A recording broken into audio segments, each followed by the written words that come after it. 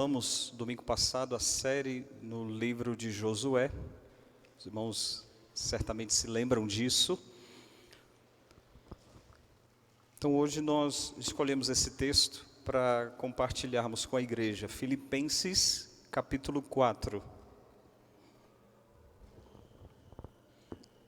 Nós vamos ler a partir do versículo 2 até o versículo 7. Diz assim a palavra do Senhor, Filipenses 4, a partir do verso 2. Rogo a Evódia e rogo a Sintique que pensem concordemente no Senhor. A ti, fiel companheiro de jugo, também peço que as auxilies, pois juntas se esforçaram comigo no Evangelho, também com Clemente e com os demais cooperadores meus, cujos nomes se encontram no livro da vida. Alegrai-vos sempre no Senhor, outra vez digo, alegrai-vos. Seja a vossa moderação conhecida de todos os homens, perto está o Senhor. E não andeis ansiosos de coisa alguma, em tudo, porém, sejam conhecidas diante de Deus as vossas petições, pela oração e pela súplica, com ações de graças. E a paz de Deus, que excede todo entendimento, guardará o vosso coração e a vossa mente em Cristo Jesus. Vamos orar mais uma vez. Senhor, obrigado por estarmos aqui na Tua casa e pelo privilégio e oportunidade que temos de ler e sermos ministrados pela Tua palavra. Te peço por mim novamente, tem misericórdia da minha vida, perdoa meus pecados. Só Tu conheces o meu coração. Ajuda-me, Senhor, a cumprir a Tua vontade, que é boa, perfeita e agradável. Que o Senhor fale conosco nessa noite, em nome de Jesus. Amém. Então, o tema que eu escolhi para nós pensarmos é vivendo em unidade. Tema que não é novo, a gente está sempre falando sobre isso, da importância da unidade da igreja.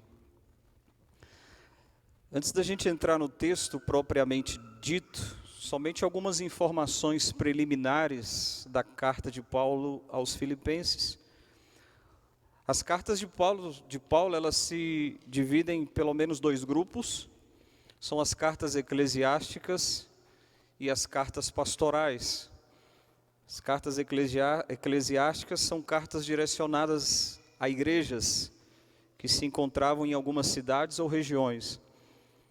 E as cartas pastorais são cartas direcionadas a pessoas. Então essa carta de Filipenses é uma das cartas eclesiásticas.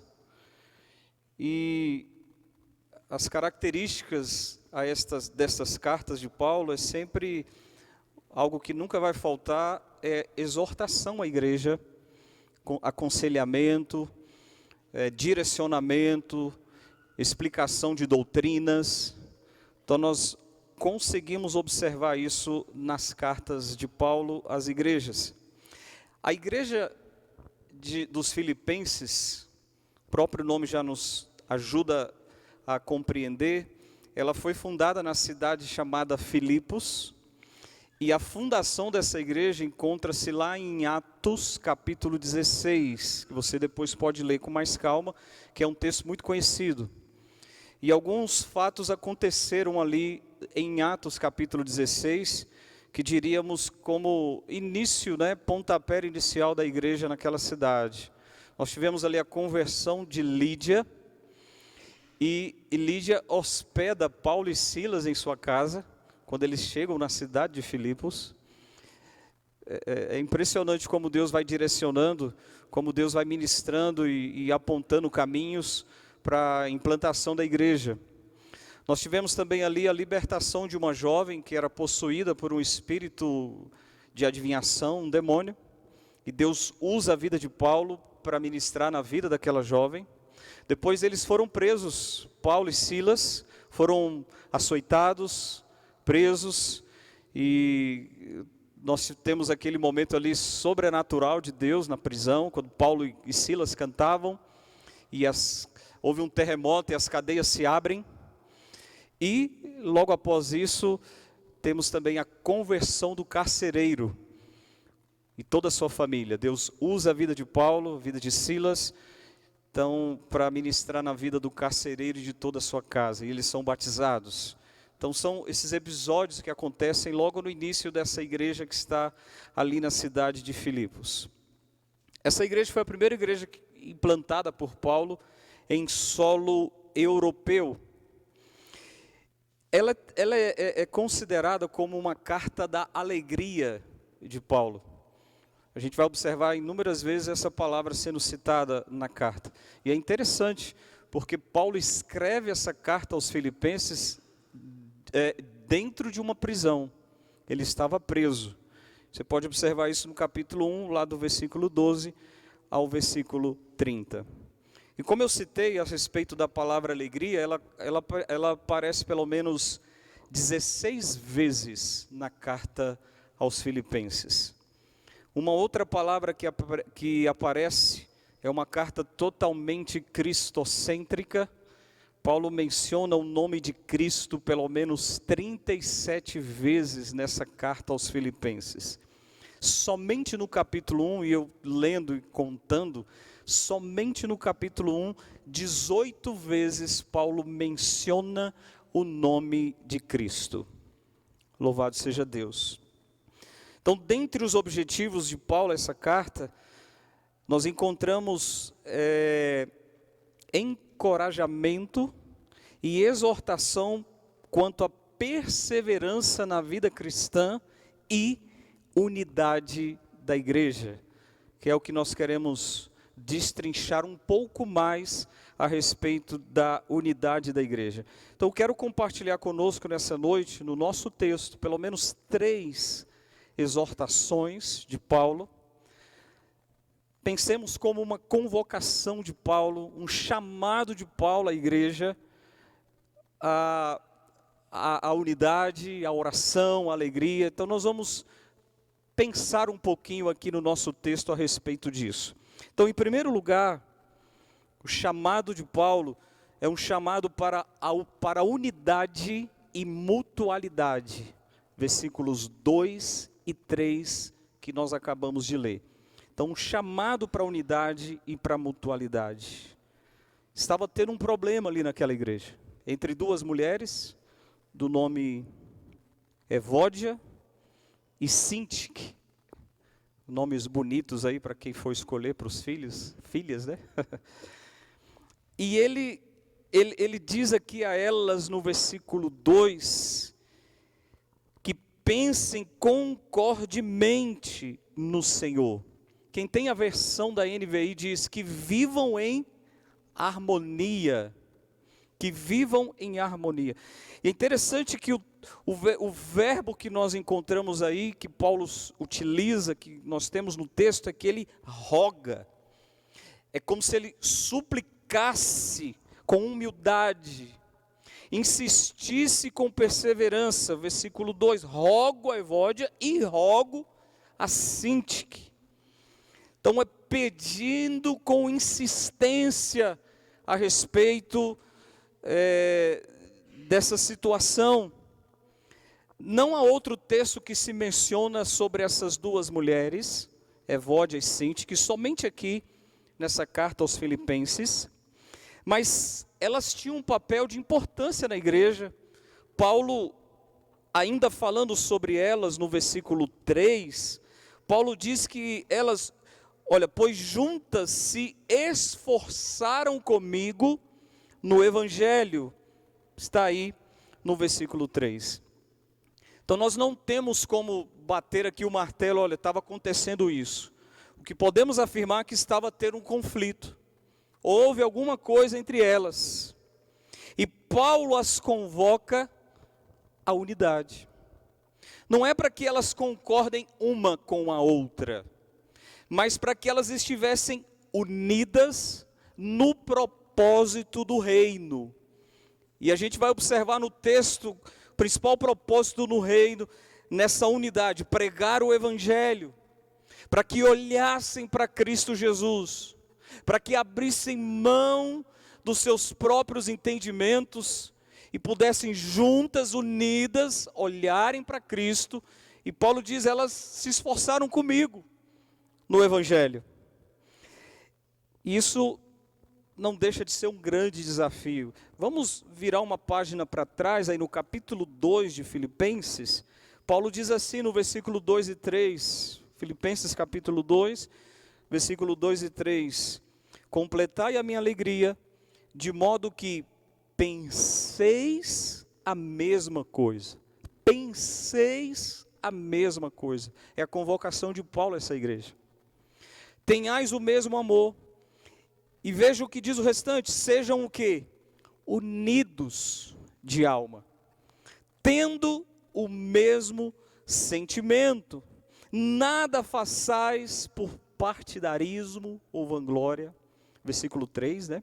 Mas por humildade, considerando cada um os outros superiores a si mesmo. No texto que foi lido no início do culto, lá em Atos capítulo 2, permita-me mencionar 2 versículos novamente. Atos 2, versículo 42. E perseveravam na doutrina dos apóstolos, na comunhão, no partir do pão e nas orações. O verso 46, diariamente perseveravam unânimes no templo, partiam pão de casa em casa e tomavam suas refeições com alegria e singeleza de coração. Se vocês conseguiram observar esses 2 versículos de Atos, capítulo 2, o Lucas, que escreveu Atos, ele usa a palavra de perseverança. Perseveravam. E no versículo 46, perseveravam unânimes. Unidade exige da nossa parte perseverança. Temos que negar o nosso eu a cada instante. Jesus, em sua oração por nós, ele já estava orando por nós em João capítulo 17, ele diz assim no verso 21, João 17, 21, a fim de que todos sejam um. E como és tu, ó Pai, em mim, e eu em ti, também sejam eles em nós.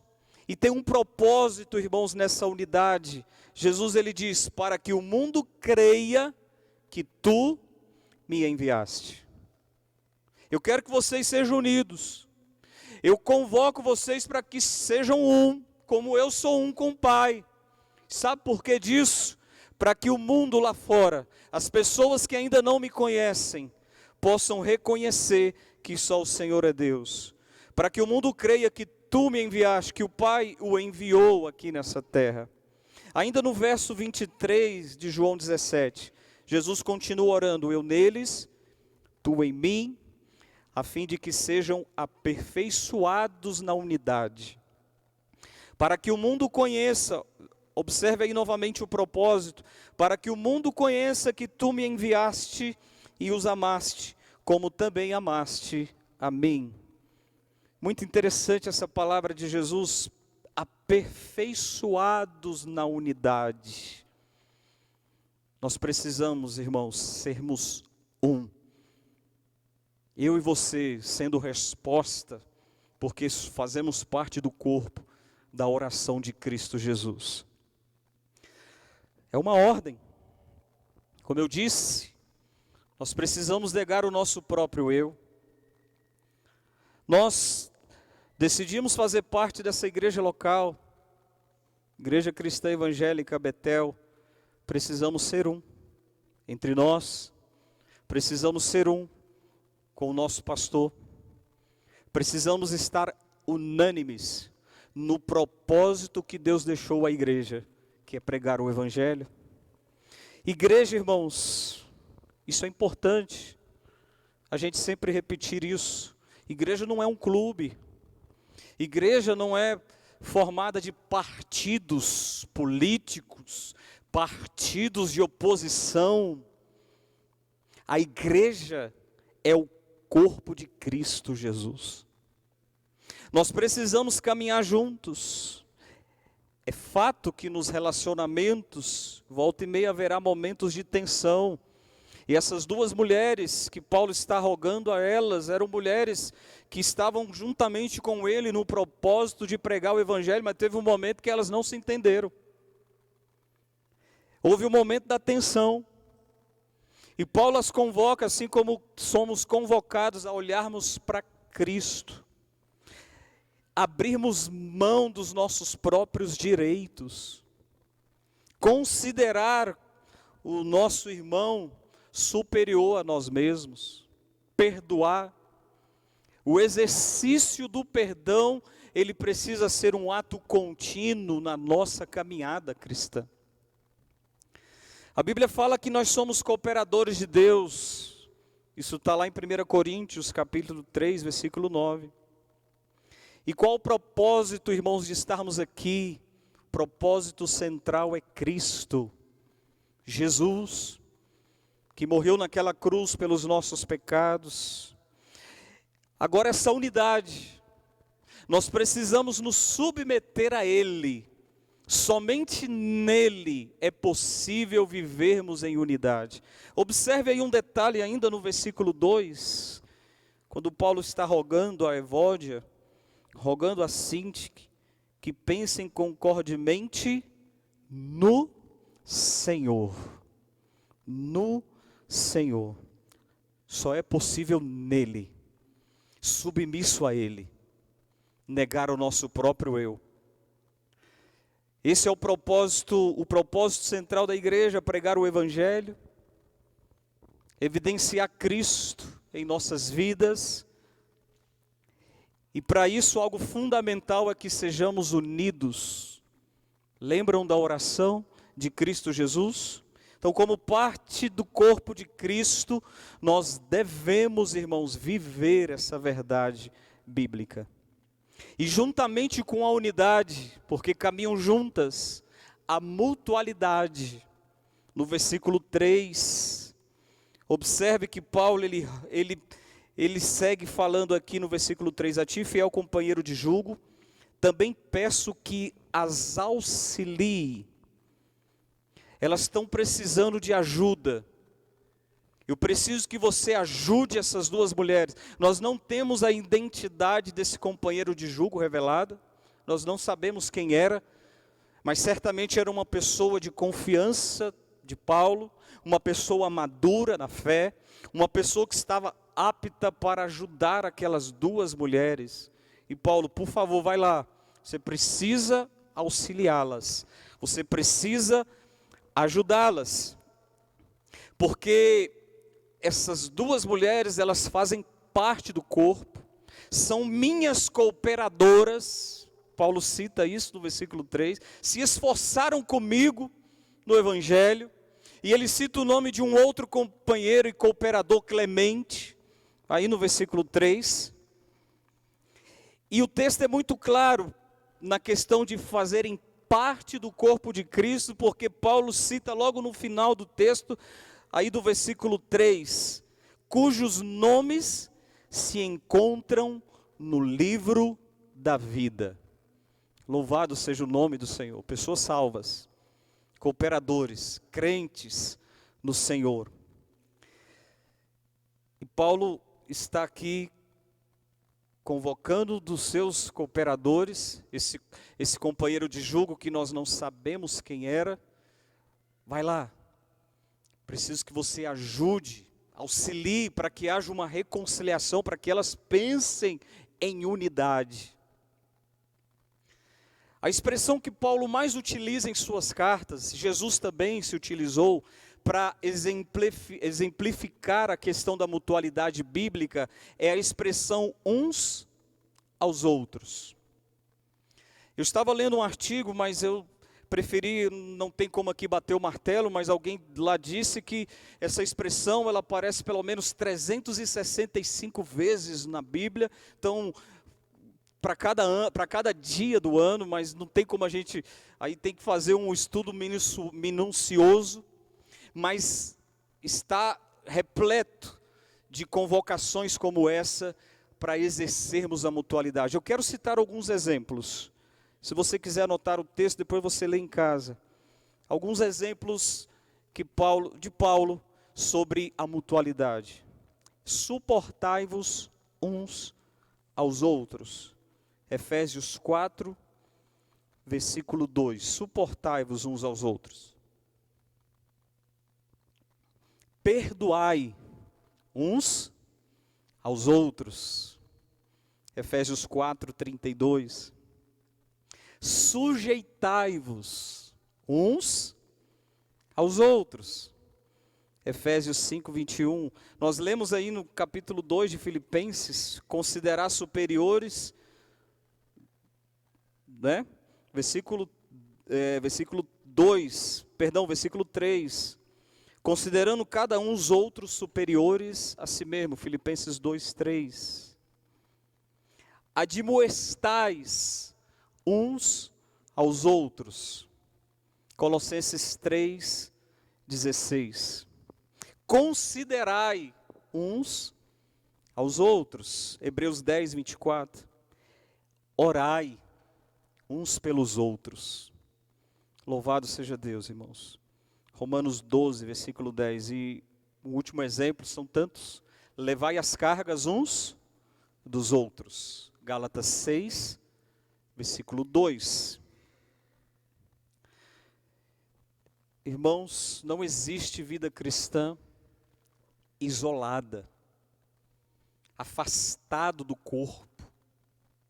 Nós sabemos que existem inúmeros que são intitulados como desigrejados. Eu não preciso ir para a igreja.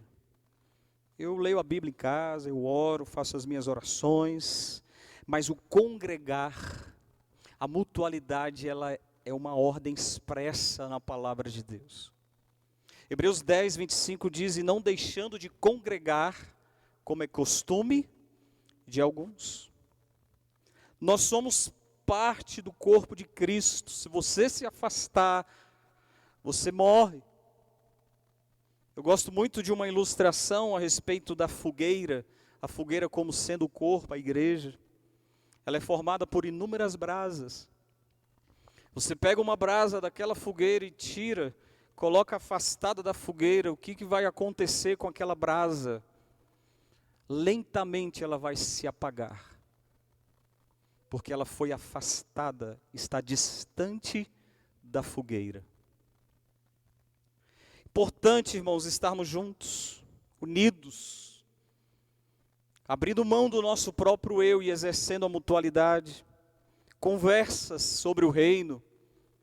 Ontem nós tivemos o encerramento dos casais ali na casa do Tiago e da Carol, e ali, oportunidade de estarmos na mutualidade, conversando. Teve um momento que eu cheguei ali próximo dos irmãos e a gente estava conversando sobre coisas do reino, sobre criação de filhos, os desafios, exercendo a mutualidade. O congregar, a unidade, a mutualidade não se resume apenas no culto de domingo à noite. Importante estarmos aqui no culto solene, mas a vida de mutualidade cristã não se resume a isso. Você está fraco, está desanimado, busque ajuda. Busque alguém para conversar, um irmão em Cristo, pastor. E se você perceber que alguém está dessa forma, desanimado, triste, se aproxima para oferecer ajuda, para orar com esse irmão, para escutá-lo, para exercer a mutualidade. Irmãos, nós não somos autossuficientes. Precisamos de Cristo e de uns dos outros na mutualidade bíblica. Essas irmãs que se esforçaram tanto no evangelho com Paulo estavam num momento difícil. Paulo convoca alguém, vai lá e ajude essas irmãs. Eu estava lendo uma outra ilustração que eu achei interessante, resumindo, a respeito dos espinhos. Esse negócio de plural no português às vezes é difícil.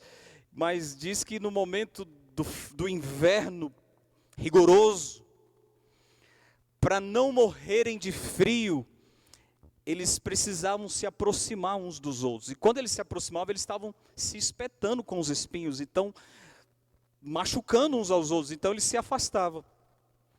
E ao se afastarem, alguns estavam morrendo. Até que então tiveram que insistir em se aproximar, mesmo sendo espetado pelos espinhos dos outros, aguentando, doendo, mas juntos eles se aqueceram e não vieram a morrer. Nós precisamos, irmãos, sermos um e exercermos a mutualidade. Convide as pessoas para ir na sua casa, seja hospitaleiro.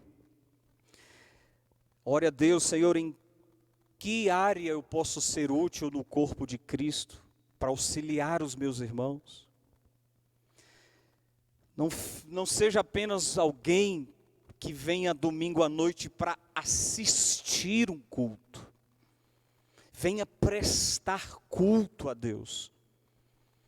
E não saia, assim que terminar, já saia correndo. Fique, converse, compartilhe.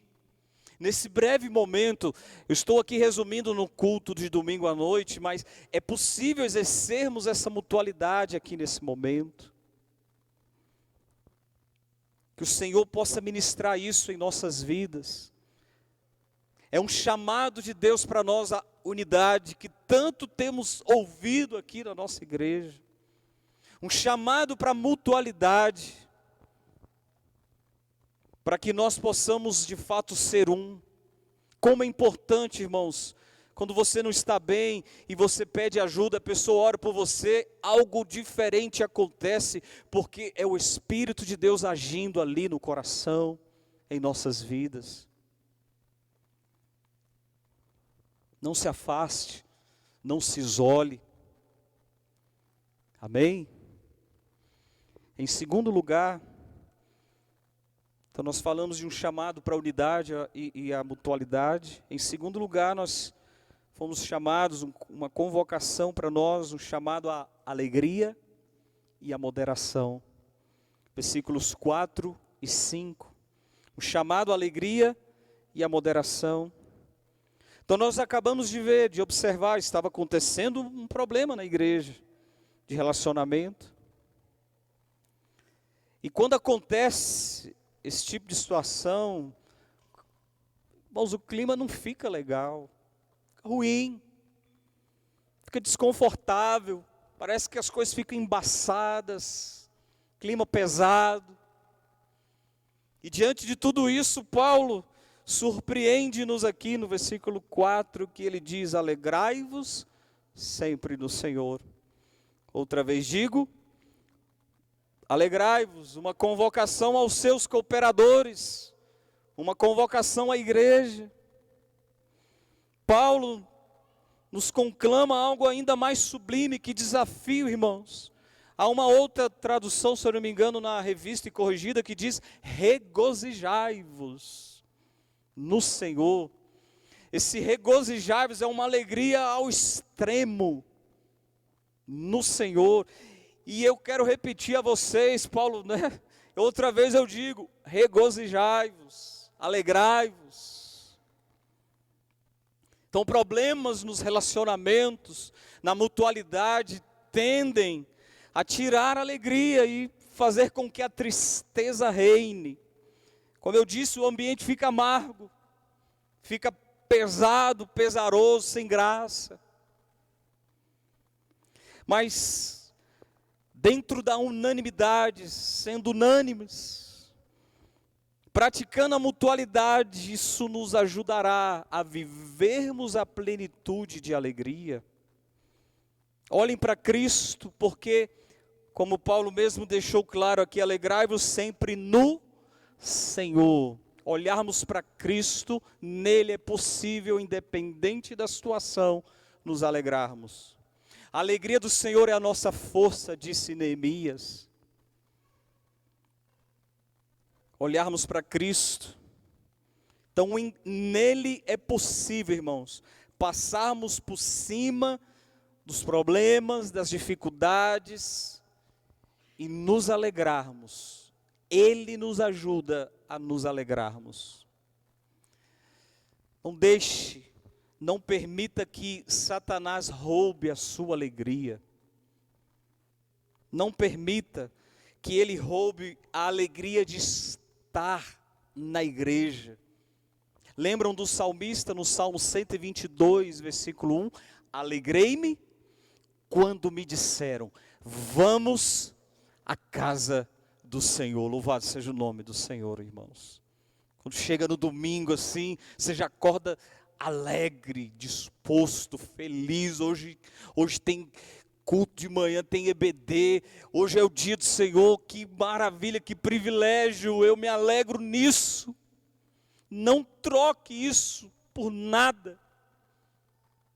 Priorize algo tão maravilhoso que Deus nos deu de congregar, como a irmã Thaís citou aqui antes, nesse país de liberdade. Temos liberdade de estar aqui, livres.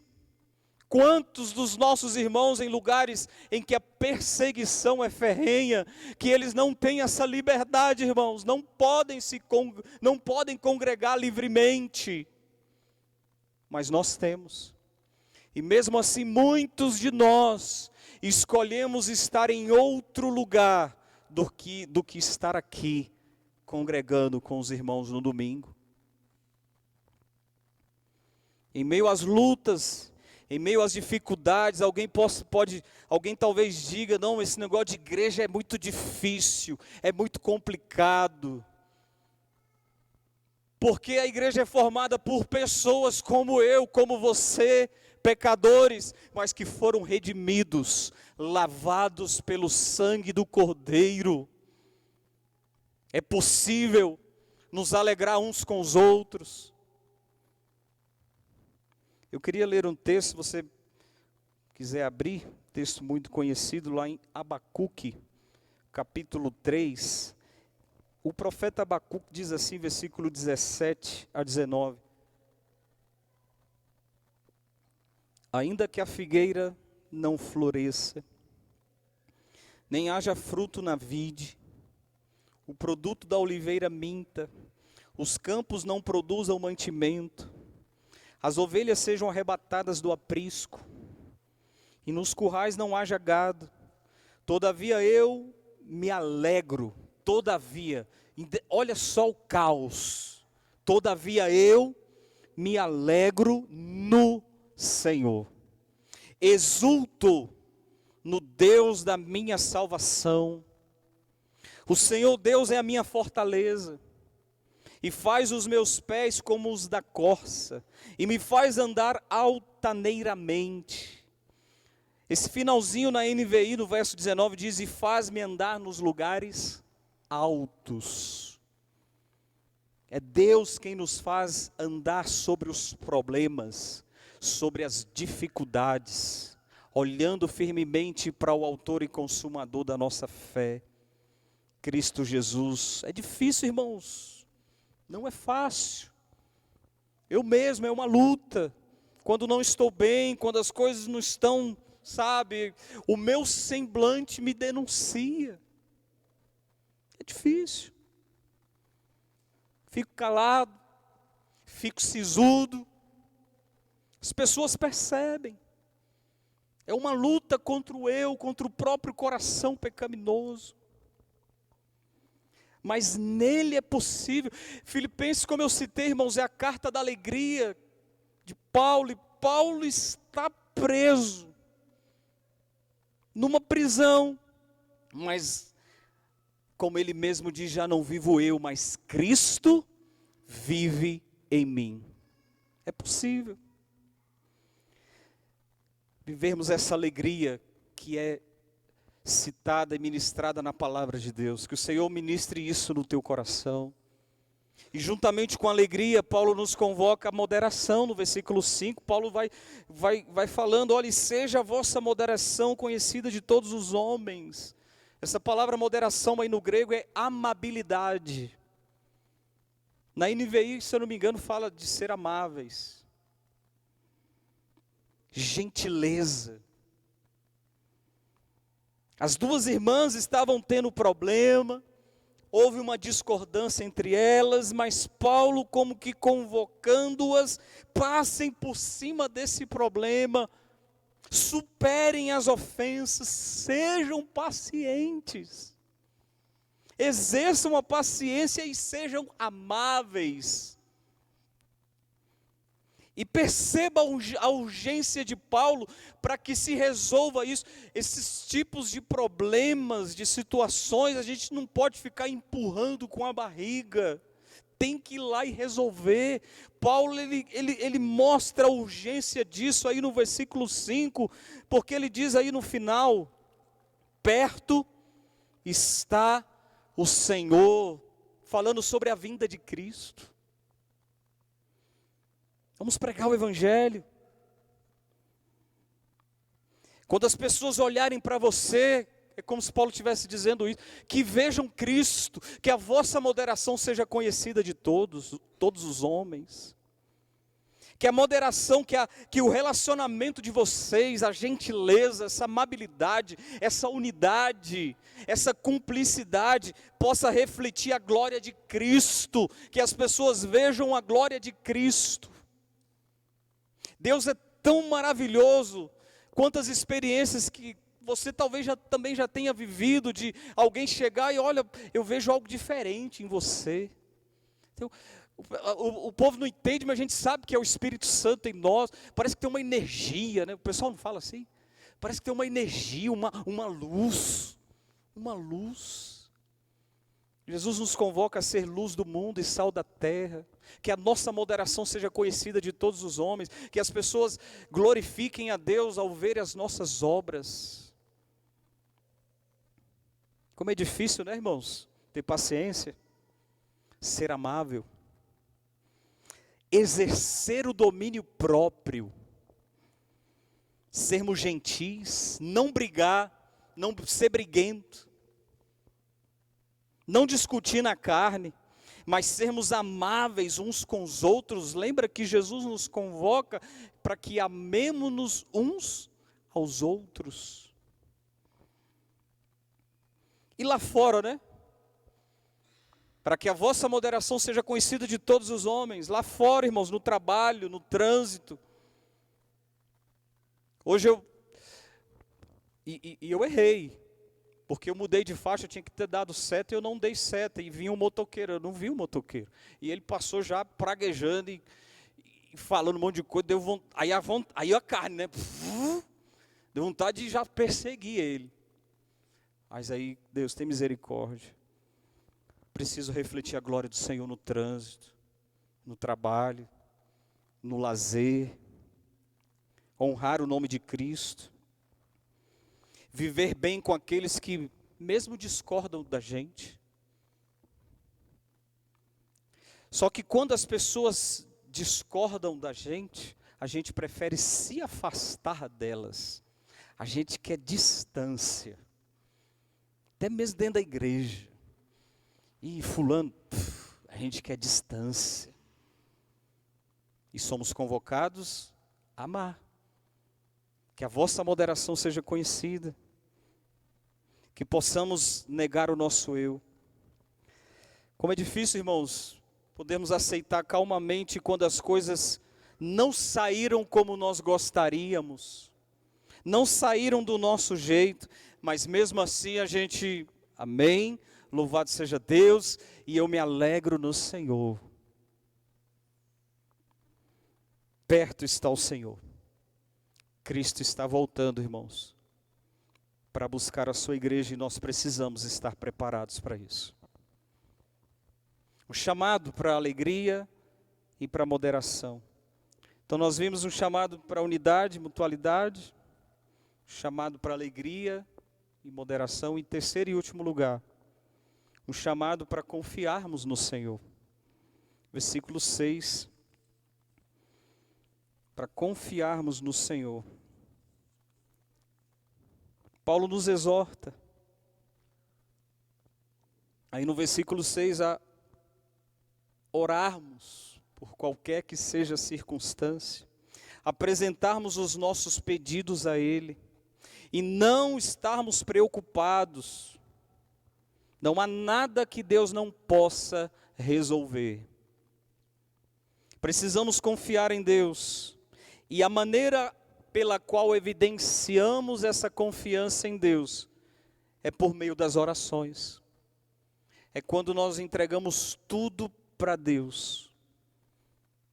Apresentamos a Ele as nossas petições com orações, com súplicas e já agradecendo. Está aí no versículo 6. Então nós temos uma ordem que já tinha sido dada, já foi dada lá atrás por Jesus, em Mateus, no texto clássico. Não andeis ansiosos por coisa alguma, está aí no versículo 6. Ou seja, não estejam preocupados, inquietos, não estejam aí agoniados, confiem em Deus. Ansiedade, irmãos, acaba sendo pecado, porque descumprimos a ordem que foi dada por Cristo Jesus. É como se nós disséssemos que Deus não tem condições de resolver qual seja o problema. Não andeis ansiosos. E ela anda de mãos dadas, a ansiedade, com a incredulidade. Não cremos, não confiamos em Deus. Ficamos inquietos, e aí não dorme, não consegue dormir, tem que tomar remédio para dormir. Em meio a tantos desafios que nós enfrentamos, você deve enfrentar tantos desafios, tantas lutas, área de saúde, você resolve uma situação, aí já cai em outra, e aí já cai em outra, e assim, dia após dia. Mas entenda, creia que Deus acalma o teu coração, porque Ele está no controle de todas as coisas. Nada sai do controle de Deus. Nada. Nós precisamos aprender a descansar nele. Pedro diz lá em 1 Pedro 5, versículo 7, lançando sobre Ele, que é Cristo, ele está falando de Cristo, lançando sobre Ele toda vossa ansiedade, toda vossa ansiedade, porque Ele tem cuidado de vós. Aí não dorme direito, irmãos, fica estressado, preocupado com o dia de amanhã. Quantas vezes eu me caio, eu me perco nisso, e aí Deus tem misericórdia da minha vida. Às vezes na sexta-feira eu já estou preocupado, eu nem aproveitei ainda o fim de semana, já estou preocupado com a segunda-feira, tantas coisas para serem resolvidas. Sofremos por antecipação, porque é como se desse uma amnésia em nós, e nos esquecemos do Deus soberano que está no controle de nossas vidas. O texto clássico de Jesus, lá em Mateus capítulo 6, versículos 25 a 34, que Jesus vai tratar sobre a ansiedade. Não andeis ansiosos com o que comer, com o que beber, com o que vestir. Eu vou ler 2 versículos que também são conhecidos. Verso 33. Buscai, pois, em primeiro lugar o seu reino e a sua justiça, e todas estas coisas vos serão acrescentadas. Todas estas coisas, a provisão diária. Fiquem tranquilos, eu cuido de vocês. E no verso 34, portanto, não vos inquieteis com o dia de amanhã, pois o amanhã trará os seus cuidados. Basta a cada dia o seu próprio mal. Espero que não, irmãos. Mas talvez alguns, espero que não, já estejam aqui com a cabeça. Eita, amanhã, preciso resolver isso aqui. Misericórdia. Eita, eu tenho aquele boleto, esqueci. Eita, aquele pepino lá no trabalho. Eu não sei nem o que eu vou fazer. E a mente fica aqui, ó. Ansioso, preocupado, tenso, angustiado. Basta cada dia o seu mal. Não adianta esse sofrimento. Só piora. Por isso, vá para o seu secreto com Deus e apresente as suas petições ao Deus Todo-Poderoso, orando, suplicando, chorando, sabe lá como, e já agradecendo. Obrigado, Jesus, porque Tu estás no controle de todas as coisas. A Tua vontade é boa, perfeita e agradável. É como se Paulo estivesse ali: irmãos, acalme o coração de vocês. Deus está no controle, descansem, confiem no Senhor. Confiem no Deus Todo-Poderoso. O problema é que nós queremos que as coisas sejam resolvidas para ontem, do nosso jeito, mas não é assim. Encare os problemas. Talvez você esteja dentro de um redemoinho, de um momento difícil. Encare os problemas, as dificuldades, como oportunidades que Deus lhe deu para exercitar a sua fé nele e honrá-lo e glorificá-lo em oração, porque Ele está no controle de todas as coisas. Medite novamente lá nesse texto de Mateus capítulo 6, e Jesus vai falar dos pássaros, Jesus vai falar dos lírios do campo. Veja, eu cuido deles, cuido de vocês. Que Deus aplique a sua palavra no nosso coração. Vamos pensar um pouquinho nessa convocação de Paulo, nesse chamado. Possamos ser unânimes. Possamos viver em unidade. Nos esforçar para a mutualidade uns aos outros. Se aproxime daquele irmãozinho que talvez você nunca conversou com ele. Tenha essa iniciativa, porque é bíblico. Congregue, não permita que o inimigo lhe afaste do corpo. Venha pela manhã, participe da IBD. Participe de um grupo pequeno. Os grupos pequenos estão aí a todo vapor. Você que ainda não faz parte, faça isso, meus irmãos. Durante a semana nós não temos culto aqui no templo, mas estamos reunidos nas casas, como a igreja de Atos, lá no capítulo 2, unânimes no templo e de casa em casa. Mas eu não tenho tempo. Tem, irmãos. Põe a mão na consciência, tem tempo sim.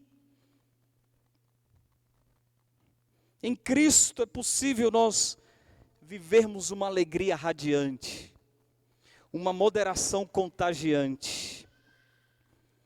Eu pergunto para nós, para mim, para você, como está a sua vida de oração? A oração evidencia a nossa confiança em Cristo. Eu finalizo mostrando aqui no texto, para orarmos, no versículo 7. Olha os benefícios, irmãos.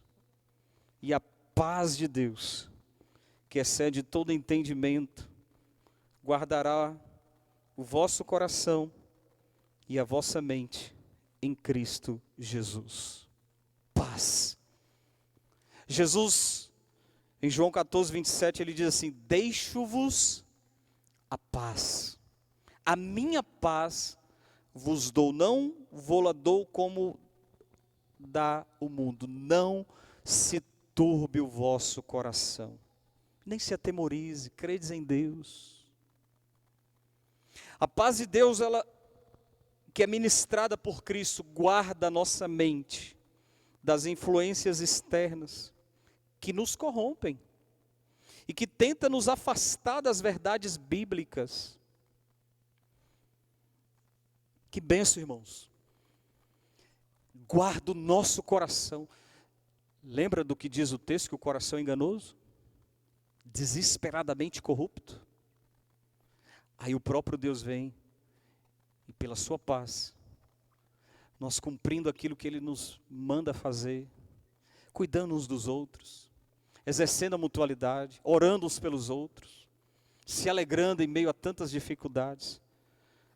Somos guardados, o coração fica guardado em Cristo. Está aí o finalzinho. Guardará o vosso coração e a vossa mente em quem? Em Cristo Jesus. Que o Senhor acalme teu coração nessa noite. Respira fundo. Descansa no Senhor. Nós éramos filhos da ira, mas em Cristo fomos salvos. Ele nos deu a paz. Nós somos livres do pecado. E em breve nós estaremos com Ele por toda a eternidade. Eu finalizo aí em Filipenses, no capítulo 3, só para você voltar um pouquinho. Olha o que Paulo nos diz aí no versículo 20. Filipenses 3, versículo 20. Pois a nossa pátria está nos céus, de onde também aguardamos o Salvador, o Senhor Jesus Cristo. A nossa pátria está nos céus. Deus te abençoe, meu irmão. Vamos orar? Que Deus aplique a sua palavra. A ti toda a honra e toda a glória, Senhor. Que o Senhor possa ser glorificado em nossas vidas. Ajuda-nos a vivermos em unidade. Sermos um, como o Senhor mesmo determinou. Possamos exercer a mutualidade, cuidando uns dos outros, orando uns pelos outros, ajudando-nos mutuamente. Deus, livra-nos de nós mesmos, porque por nós mesmos queremos viver isolados, afastados, não nos expor para ninguém, não abrir as portas da nossa casa para ninguém. Deus, possamos exercer a mutualidade para que o Teu nome seja glorificado, para que a nossa moderação seja conhecida de todos os homens. Por favor, Deus, em Ti é possível sim nos alegrarmos, nos regozijarmos. Nós Te bendizemos e Te louvamos por tão grande salvação. Perdoa os nossos pecados, perdoa a nossa incredulidade, perdoa quantas vezes estamos ansiosos, preocupados com o dia de amanhã, com tudo que nos cerca, sendo que o Senhor está no controle de todas as coisas, está no controle das nossas vidas. Assim como diz a Tua palavra, que a Tua paz, que excede todo entendimento, possa guardar o nosso coração, a nossa mente em Cristo Jesus. Que assim seja sobre nós a Tua palavra. Por favor, Deus, nós precisamos de Ti 24 horas por dia. Tem misericórdia de nós.